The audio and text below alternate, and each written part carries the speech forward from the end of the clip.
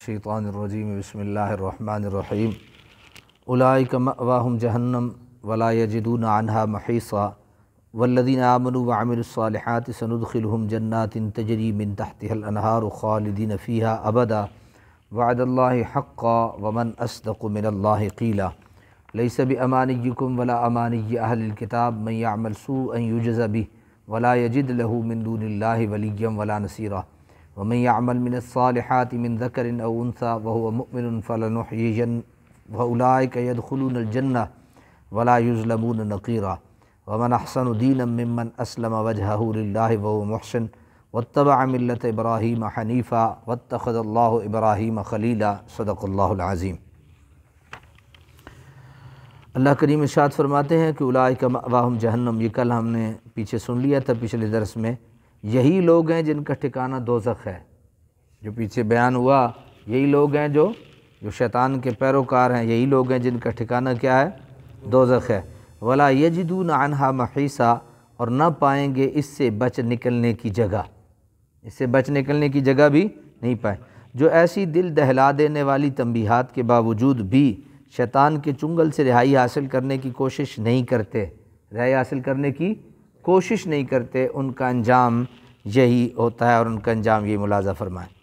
والذین آمنوا وعملوا الصالحات، اور جو لوگ ایمان لائے نیک عمل کیے، سندخلہم جنات تجری من تحتها الانہار، داخل کریں گے ہم انہیں ان باغوں میں رواں ہیں جن کے نیچے ندیاں، خالدین فیہا، ہمیشہ ہمیشہ اس میں ابدا رہیں گے۔ وعد اللہ حقا، یہ اللہ کا سچا وعدہ ہے۔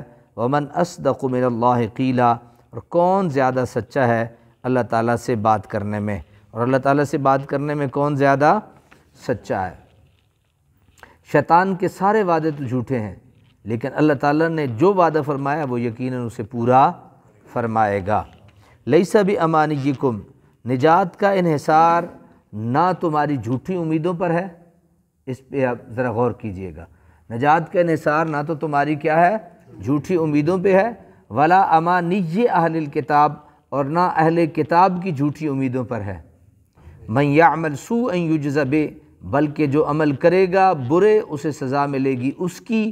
ولا یجد لہ من دون اللہ ولیا ولا نصیرا، اور نہ پائے گا اپنے لیے اللہ کے بغیر کوئی دوست اور نہ مددگار۔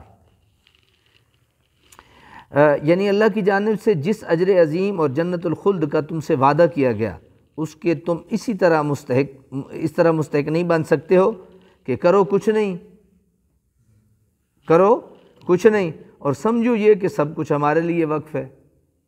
بندہ نہ نماز نہ روزہ نہ حج نہ زکوٰۃ، اور کہے کہ جنت تو میرے لیے ہے کیونکہ میں مسلمان ہوں، تو ایسا نہیں ہے۔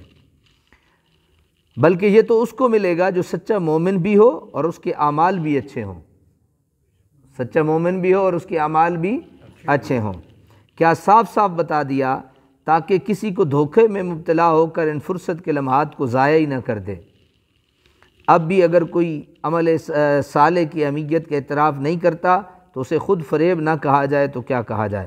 مسلمانوں کے ساتھ اہل کتاب کے ذکر سے یہ پتہ چلتا ہے کہ مسلمانوں کے سامنے ایک ایسی قوم کی زندہ مثال پیش کی جا رہی ہے جو صرف توقعات اور امیدوں کے آغوش کے پروردہ تھیں، یہی ڈینگے مارتے رہے کہ نحن ابناء اللہ و احباؤ، ہم اللہ کے بیٹے ہیں اور اس کے محبوب ہیں، اور ہمیں دوزخ کی آگ نہیں جلائے گی، ہم افضل ترین امم ہیں، اور زندگی کے وہ سنہری لمحات ضائع کر دیے۔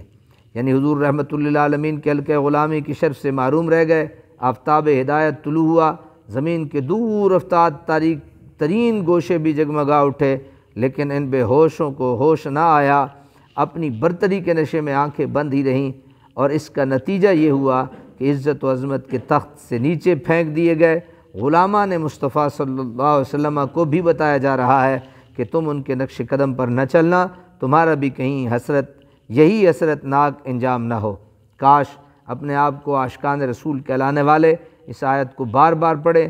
دعوی عشق و محبت اور محبوب کی اطاعت میں سستی اور کاہلی، ذرا غور کرو کتنی بے جوڑ سی بات ہے۔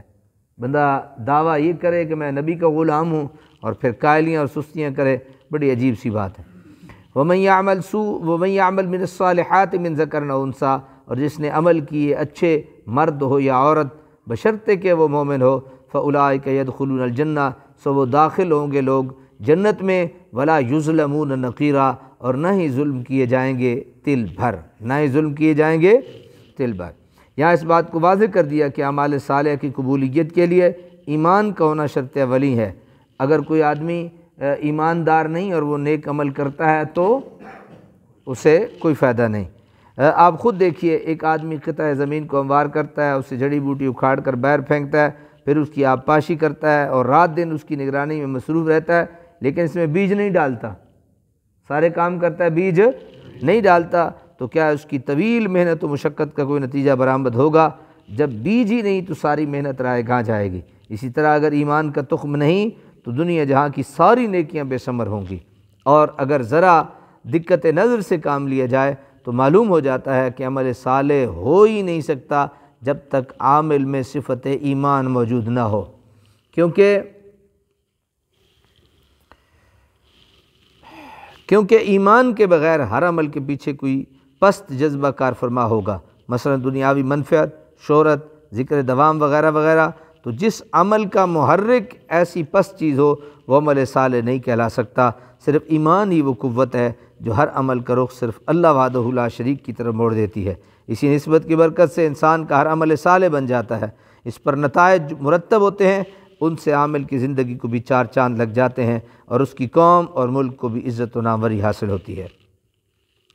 ومن احسن دینا ممن اسلم وجہہ للہ ومحسن، اور کون بہتر ہے دینی لحاظ سے اس شخص سے جس نے جھکا دیا ہو اپنا چہرہ اللہ کے لیے، وہو محسن، اور وہ احسان کرنے والا ہو، واتبع ملت ابراہیم حنیفہ، اور پیروی کی ملت ابراہیمی کی اس حال میں کہ وہ ہر باطل سے منہ موڑے ہوئے ہو، واتخذ اللہ ابراہیم خلیلا، اور اللہ تعالیٰ نے ابراہیم کو بنا لیا ہے خلیل۔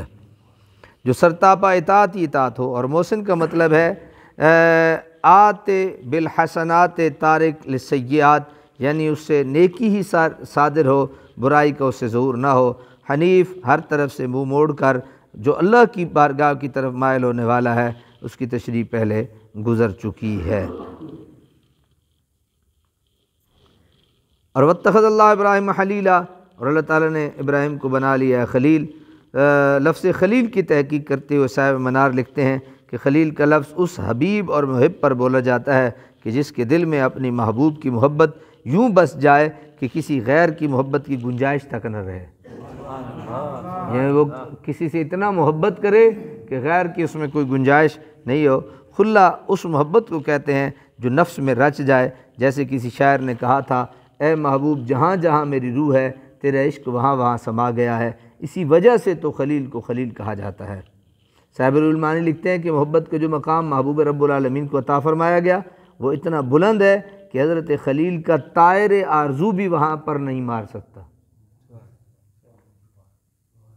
یعنی جہاں خلیل کی خلت ختم ہوتی ہے وہاں رسول اللہ کے عشق شروع ہوتا ہے، وہاں رسول اللہ کے محبت شروع ہوتی ہے۔ اللہ اکبر، صدق اللہ العظیم۔